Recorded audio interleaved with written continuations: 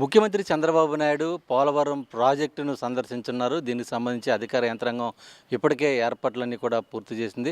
బహుళార్థ సాధక ప్రాజెక్టుగా నిర్మితమవుతున్నటువంటి ఈ ప్రాజెక్టు పనులను వేగవంతం చేసేందుకు అధికారులతో ఆయన సమీక్షా సమావేశం జరపనున్నారు. ముఖ్యంగా పోలవరం ప్రాజెక్టు ఇప్పటి వరకు జరిగిన పనులకు సంబంధించి ఆయన అధికారులతో సమీక్షిస్తారు. అలాగే 2027 నాటికి పూర్తి చేయాలనేది ప్రభుత్వం ఏదైతే లక్ష్యంగా పెట్టుకుందో ఆ లక్ష్యం మేరకు అధికారులను మరింత పనులు వేగవంతం చేసే విధంగా ఏ విధంగా ముందుకు సాగాలి అనే దాని మీద అటు అధికారులకు దిశ నిర్దేశం చేసే విధంగా కూడా ముఖ్యమంత్రి చంద్రబాబు నాయుడు పర్యటన అయితే కూడా కొనసాగనుంది. అయితే మొత్తానికి సంబంధించి కూడా 2019 అంటే గతంలో 2019 వరకు ఉన్నటువంటి టీడీపీ ప్రభుత్వ హయాంలో జరిగినటువంటి 72% పనులైతే కూడా ఆయన జరిగినట్లు కూడా అప్పటి ప్రభుత్వం తెలిపింది. ఆ తర్వాత 2024కి సంబంధించి వైసీపీ ప్రభుత్వంలో కేవలం 4% మాత్రమే పనులు జరిగినట్లు కూడా అధికారులు గతంలోనే చెప్పడం జరిగింది. అయితే ప్రభుత్వం అధికారంలోకి వచ్చిన అంటే 2024లో ఎన్డీఏ ప్రభుత్వం కూటమి అధికారంలోకి వచ్చిన తర్వాత జరుగుతున్నటువంటి పనులకు సంబంధించి పురోగతి మీద ఆయన ప్రత్యేకంగా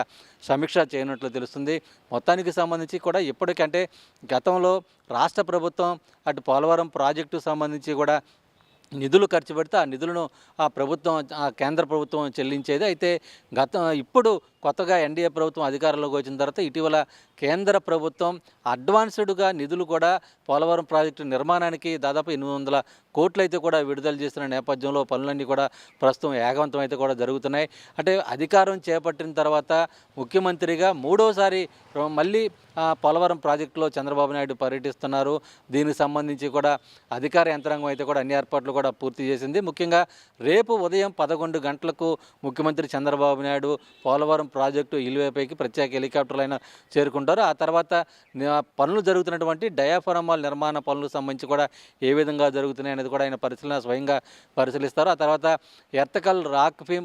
ఎర్తకం రాక్ఫీల్ డ్రామ్కి సంబంధించి కానీ ఆ తర్వాత గ్యాప్ 1 గ్యాప్ 2 నిర్మాణ పనులకు సంబంధించి కానీ వాటికి సంబంధించి ఏ విధంగా ముందుకు సాగాలనే దాని మీద కూడా అధికారులను అడిగి పూర్తిగా ఆయన వివరాలు తెలుసుకున్నారు. ఇదే సందర్భంలో అటు అప్పరు లోయరు కాపర్ డ్యామ్కు సంబంధించి పటిష్టపరిచేందుకు తీసుకోవాల్సిన అంశాలపైన కూడా ఆయన చర్చించున్నారు.